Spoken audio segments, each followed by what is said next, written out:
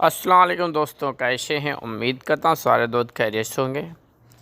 आज की जो वीडियो है ये पूरा गियर के ऊपर है। जो हमारी गाड़ी है इसका आप देखेंगे जो फोक्स का निशान है वो नीचे पड़ा हुआ है, बिल्कुल नीचे आ रहा है।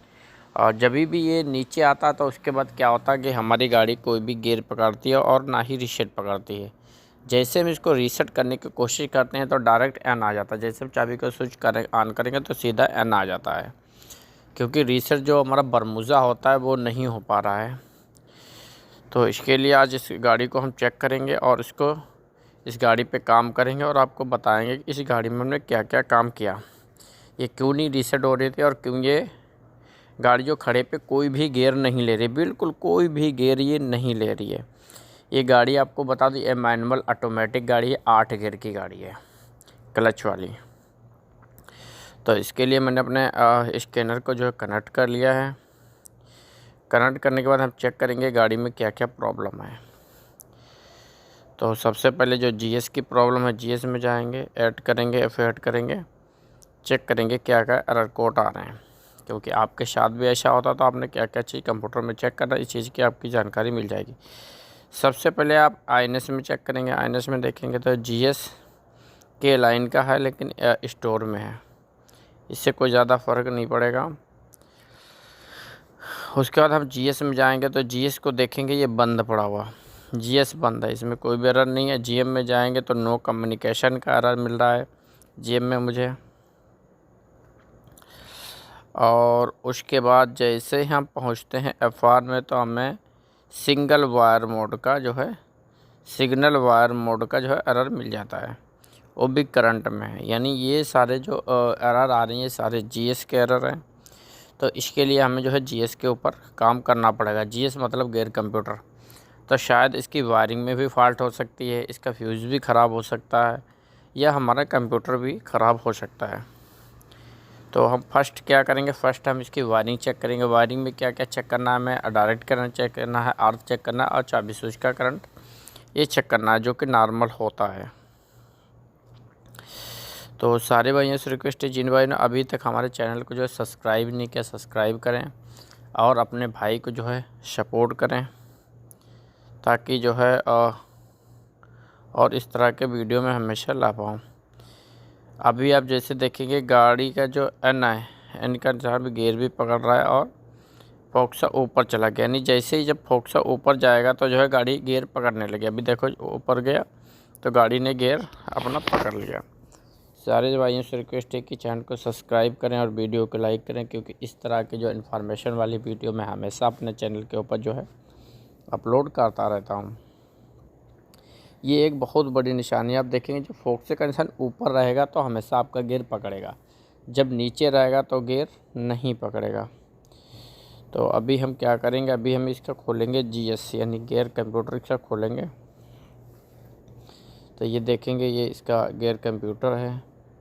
तो इसके कंप्यूटर की फीसें हमने उतार दी हैं, इसको खोल लेंगे, देखेंगे क्या इसके अंदर निकलता है। तो जैसे मैंने खोला तो आप देखेंगे ये बिल्कुल नया कंप्यूटर है, यानी फ़र्स्ट टाइम खुला हुआ, ये मेरे हाथ से खुला हुआ है। इससे पहले ये कंप्यूटर नहीं खुला। इसका नंबर कितना है, 16 नंबर, यानी वर्जन जो है वो 16 है और गाड़ी ये 2012 मॉडल है।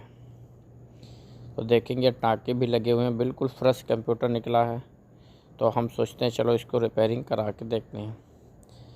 तो ये देखेंगे ये सारे सोलोनाइट वगैरह जो भी है, मतलब पूरा खोल खाल के अलग रख दिया और हम इसको लेके जाएंगे रिपेयरिंग के लिए, देखते हैं कौन रिपेयरिंग करता है।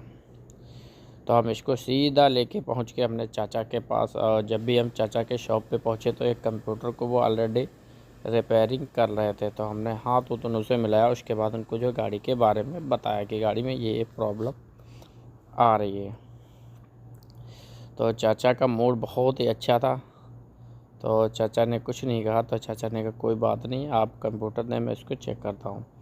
तो चाचा ने तुरंत ही अपने कंप्यूटर जो उन्होंने वायरिंग वगैरह फिट कर रखी उसके वायरिंग के ऊपर हमारे कंप्यूटर को कनेक्ट किया और अपने स्कैनर का चेक किया।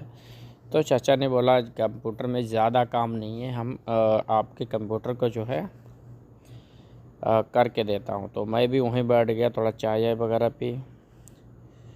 उसके बाद हमारे चाचा ने जो है सक्सेसफुली उस पर काम चालू कर दिया। और जब तक ये चाचा हमारा रिपेयरिंग करें, जब तक हमने छोटी सी वीडियो बना ली, क्योंकि हमारे चाचा जो है ये हर तरह की गाड़ी के कंप्यूटर पीसीबी वगैरह रिपेयरिंग करते हैं। चाहे आपका जीएम हो, एमआर हो, एफआर हो, जीएस हो, यानी किसी भी तरह का आपका कंप्यूटर अगर है तो वो चाचा के पास लाएंगे, वो उसको रिपेयरिंग करके दे देंगे।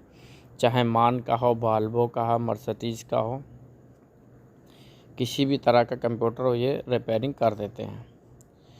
तो हमारे चाचा जो है इसको रिपेयरिंग कर रहे हैं, तो देखते हैं उसके बाद कितनी सक्सेस होता है। अगर किसी भाई को भी अगर सेकेंड कंप्यूटर चाहिए हो पुराना जीएस, एमआर, एफआर, तो वो हमारे नंबर के ऊपर कांटेक्ट कर सकता है। अगर सस्ते में कंप्यूटर को रिपेयरिंग करवाना है तो उसके लिए भी दिए हुए स्क्रीन के ऊपर नंबर के ऊपर हमसे कांटेक्ट करेगा।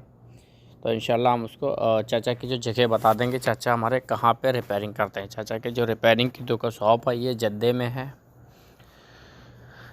तो हमारा चाचा रिपेयरिंग करने के बाद जो है इसके टाके लगा रहा है। तो चाचा के बाद देखेंगे हर एक चीज़ है। आप देखेंगे ये जो C3 जो हमारे रहते हैं चेक करने वाले डायग्नोस्टिक्स, वो भी रिपेयरिंग करता है। और बकाक वगैरह जैसे एमआर को रिपेयरिंग किया तो एमआर कौन सा सिलेंडर काम कर रहा नहीं कर रहा है, वो चाचा ने पूरी वायरिंग लगा रखा है। इंजन वहीं पे गाड़ी जो अपने वर्कशॉप में स्टार्ट करके आरपीएम मीटर वगैरह वो भी चेक कर लेता है। ये C4 लगाया, C4 ही ज़्यादा दिनों तक यूज़ करते हैं, इसीलिए उन्होंने इसके ऊपर एक पंखा ऐड कर दिया है। तो देखेंगे कितने सारे यहाँ पे कंप्यूटर, कम से कम नहीं तो 700-800 कंप्यूटर पड़े हुए हैं।